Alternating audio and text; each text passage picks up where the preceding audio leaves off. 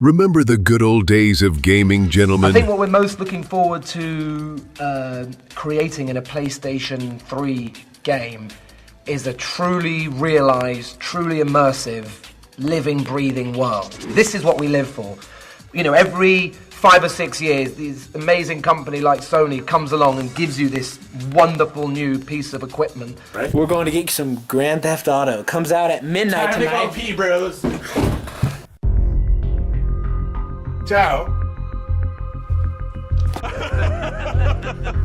In the lyrical genius world of Stephanie Giamotta, I want your horror, I want your design, as long as you're a criminal, as long as you're mine. I want your love, love, love, love, I want your love.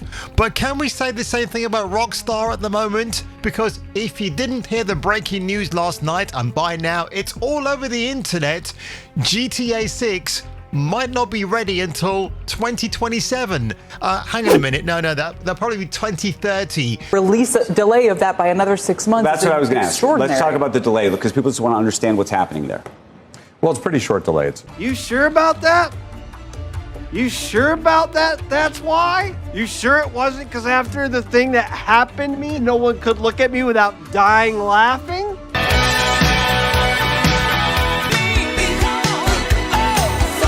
Oh shit, here we go again. Just when the PlayStation 6 comes out. And I'm wondering as well, just for laughing content's sake, if Heretic of the Prophet, Neil Druckmann dog shit game from Naughty Dog will be released before GTA 6. I think this is absolutely fascinating. I've got the old conspiratorial tinfoil hat on again, and I have to make a thumbnail for that one with my stupid face doing all sorts of silly things. I don't know if this is going to be a long video, but oof, we've got a bit to break down today, folks. Yes, hallelujah, it's the video show. And now, the man the BBC calls... Jason King on Kung Fu Hot Dog. So courtesy of Insider Gaming, and I've got to say, they haven't really said a lot, so I'm going to fill in the gaps, but GTA 6 might not be content complete. Hard to say if it will be delayed. Now, this comes from Jason Schreier, who, again, a very pig-faced, conniving, narcissistic game journalist. And if you've never seen his interview with Yong Ye back in the day, and the reason why those two got together, because Jason was constantly berating Yong online that he wasn't getting credit for the articles he had written that Yong was reading out back in the young days of YouTube, and how things have changed. But here's a quick reminder, folks. Do you agree with me when I say that the video game industry right now and the quality of video games is as high as it's ever been? For certain games, yes. For others, in general. I'm just saying in general. I'm not saying I know there's some series that are in the shitter. I'm not arguing that point. In the latest episode of Button Mash, Bloomberg's Jason Schreier spoke about GTA 6's development hell and where things stand, or in this case sitting. According to Schreier, the game still might not be content complete. Now, we're going to play the excerpt in a minute from the podcast itself, but I just want to go through a few more quick things regarding this. So, again, on Reddit, somebody made this particular quote regarding the fact that Rockstation actually said, how many hours will you put into GTA 6 on day one? And someone here has said something along the eyes of, my sleep will not exist. No! And there have been some brilliant reactions in the comments. Depends on the time. Downloading the game will take a while. Oh yeah, I've got a theory about that, by the way. When it finishes around or after midnight, I will wait for the next day to really enjoy it without being tired. But that will be 16 hours for sure. And by the way, that might also include intermittent fasting as well. So we just put in the game and you have to install it first. So we are doing that right now. I think it takes like 10 or 15 minutes to install. So we're just patiently waltzing around the house doing absolutely nothing. MX Forest said, 2 consoles with 2 stands, or 2 hands even.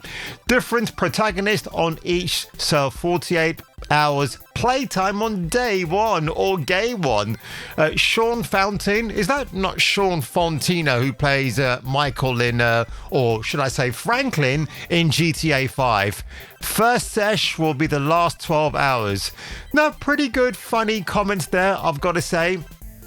But holy shit, man, it's not a great look. I got to say, it's not a great look for Take-Two at the moment and Rockstar Games. I mean, when you compare and contrast the CEOs of Microsoft and Take-Two, Strauss Zelnick and Phyllis Spencer, who looks more stressed out than Mr. Zelnick does, because yeah, when you compare those two together, who's in better shape? Who looks less haggard? Of course, it's going to be the man of the moment, Mr. Zelnick, your commander-in-chief, the man who worked in the film and music industry before floating over to the video games industry, of which he has no clue about, because as he reminds viewers right here... Have you played with it? I mean, have you seen it? Is it done? Is it ready? Done? You don't play a lot. Still rendered? I'm not a gamer. We were talking about this earlier. You don't play a lot. So not a lot. I don't play video games. At all? No, I do not. I'm not the consumer in chief. I am responsible for... So when they show you the game... Right. Do you offer notes on the game? How does that work? I share my opinions pretty openly. I think being the consumer in chief in an entertainment business as the CEO is probably a mistake. He doesn't play a single solitary game. I wonder if this man is a solitary man, like Neil Diamond once sung about, or Johnny Cash. I can't remember who it was now, actually. But honestly, I like Mr. Zelnick, but I think he's definitely keeping a few playing cards under that fold. Do you know what I mean? Because I don't know what kind of game he's playing at the moment, apart from a video game. But just on a side note here, Phil Spencer is in the process of firing 22,000 employees from Microsoft. And in the meantime, it was rumored that he was playing this brand new MMO that was being developed by Microsoft, and it was so bad that they couldn't actually drag him away from his chair because he couldn't stop playing the game. I guess that's where Mrs. Spencer and Zelnick are concerned, that Spencer is a gamer of sorts. But then that same studio, he's probably going to lay off eventually. Like by the end of this month, you're going to see worldwide layoffs with Microsoft. It's just so abysmal. And again, I wish Lena Khan from the FTC had really stuck her heels in to make sure that deal did not go through. They must have seen the writing on the wall, but anyway, that's neither here or there. But honestly, when I hear about this constant delays with GTA 6, and like the landscape of Western gaming isn't really a great one at the moment. Again, but people like Sony, they're going to talk about this PlayStation 6. Nobody cares about future gen consoles. It's all going to be about PC gaming rigs. I mean, that's always been at the background, but it's become so much more popular over the years thanks to everything that you can now play and how you play. It's fantastic, right? But anyway, let's get back into this. And oh wow, this is going to be... I have to warn you that Jason Schreier is a little schoolgirl, the way he speaks. And but you know, he went on this podcast, and instead of actually announcing it on Bloomberg, he thought he would do it this way because he knew eventually the story will get picked up. I think this was actually recorded on Monday as well. It doesn't actually state the date here, but anyway, 2027, I don't think GTA 6 will get released, but listen to what Mrs. Schreier has to say here. Sort of. Yeah, I mean, this is how Rockstar works, or at least has worked in recent decades, I suppose. In the last decade with Red Dead 2, if you look at the history there, they announced it for fall 2017, then it slipped to spring 2018, and then it slipped to fall 2018, and there it landed October of that year.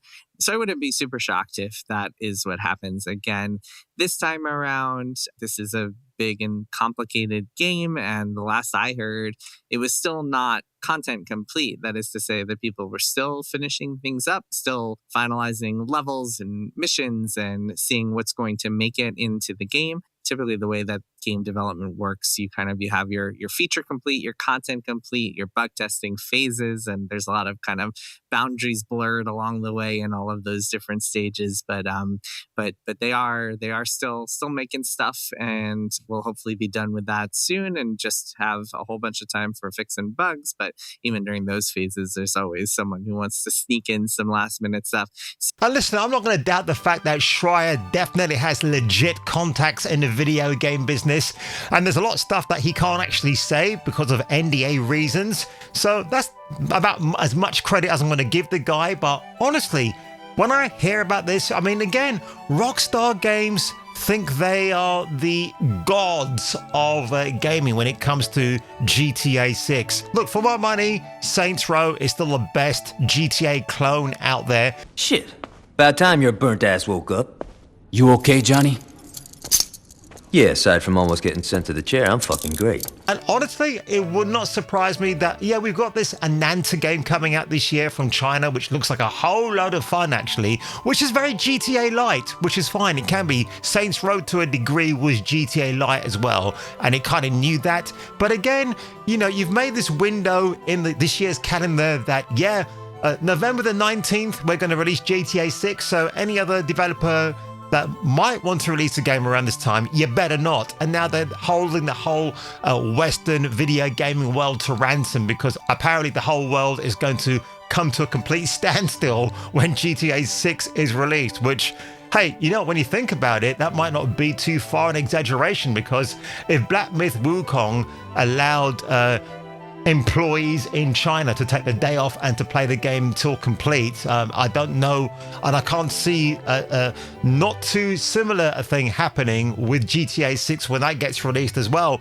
And look, do you know what? I'm going to say this much about Rockstar. I think they are a terrific developer, but they've lost that sense of what made them great in the first place, the culture and the environment. Sam Houser, who is the older brother of Dan Houser, who left Rockstar back, I think it was back 2020 he left.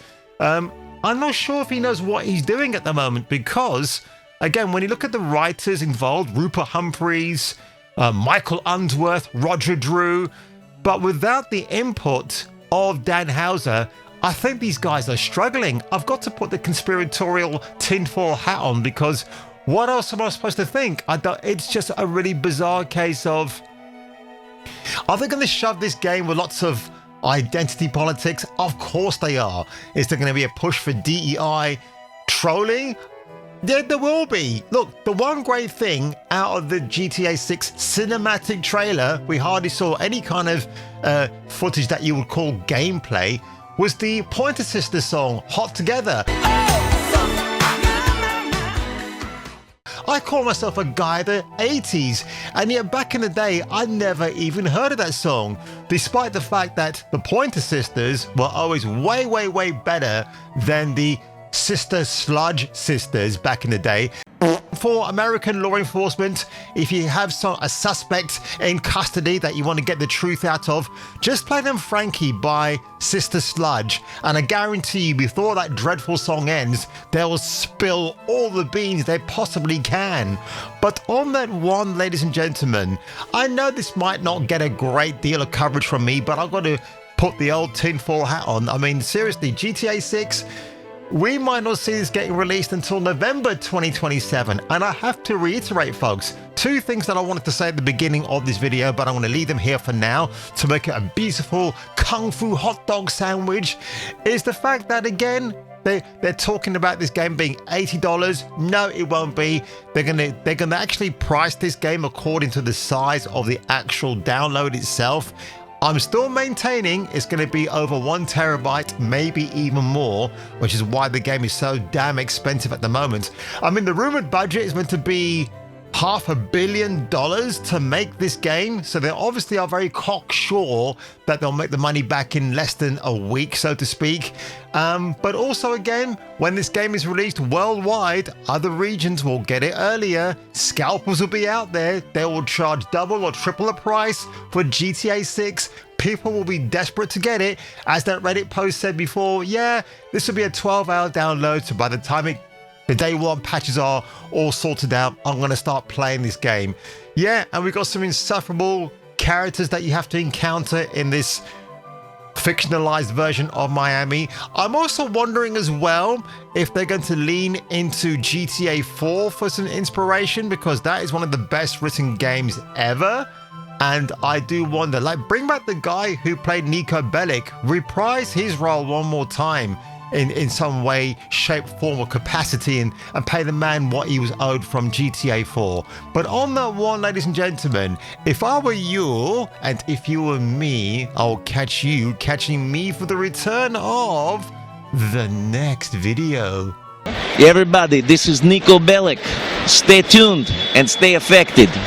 Last minute edit here, folks, because it just struck me as a very significant talking point. But when GTA 6 decides to be released to the rest of the world, it's going to bring back one thing that I've always lamented: the midnight launch. So don't worry, baby. Even if I have zero apathy for this game or whatever, I'm totally enthused, then a midnight launch I will definitely film for you and will be uploaded as a time capsule for my channel in the rare future.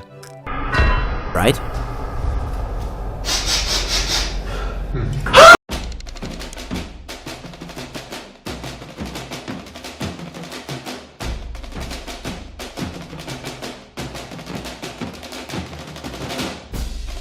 I don't believe in an expiration date. And there is no question that the markers of age are meaningfully forestalled by a good diet and lots of exercise. That's unquestionably true, and I'm living proof of that.